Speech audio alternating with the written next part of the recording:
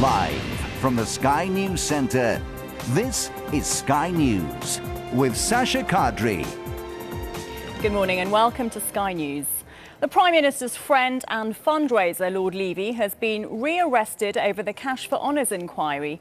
Well, Sky's chief political correspondent, John Craig, is in Westminster. John, uncomfortable times for Number 10, and now there's speculation that some emails relating to the Honours affair were deleted. That's the claim, yes.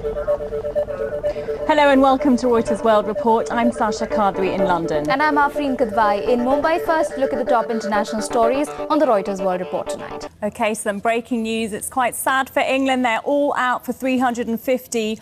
Australia have won the third test and England have lost the Ashes.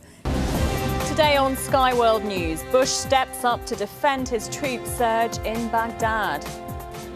People power in Beirut. Hundreds of thousands remember their assassinated leader. The terror attack that shocked the world. The trial begins of suspects in the Madrid train bombs.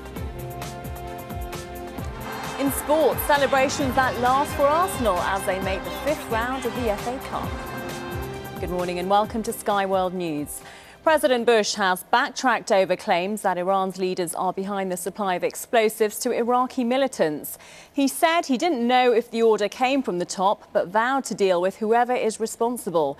His comments came as Democrats on Capitol Hill continued to oppose the president's surge of troops as the new security crackdown in Baghdad got underway. Let's be clear. I mean, you're saying it's coming from ZANU-PF, but we both know very well that they have, particularly under Mugabe, they have very much tried to block political reform. We see the MDC has made no headway. Let's get it very clear. MDC itself has made several fractures. It is Fracture's party.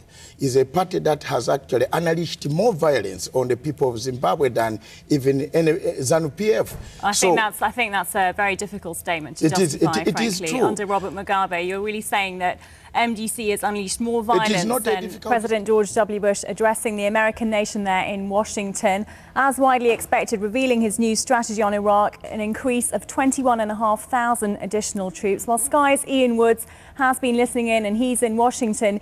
Ian, a lot of talk from the president, but let's face it, this is not going to go down well domestically, is it?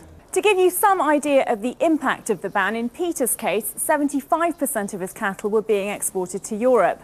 And now the ban has been lifted, there's potentially huge upside for his business. To the markets now, it's generally been a quiet day in terms of corporate earnings, but most of the main markets are up. We've seen a sharp rise in gold prices at more than $5 an ounce. It's a public holiday in Japan, so no trade on the Nikkei, but here in London, the FTSE is up. The Dow is pretty much flat, trading around the 11,500 level. Keep an eye out on Warner. Signed a deal with YouTube, which will allow music videos to be available on the site legally for the first time. That's all from Sky World News Review. Let's leave you now with a look at some of the images from today's coverage.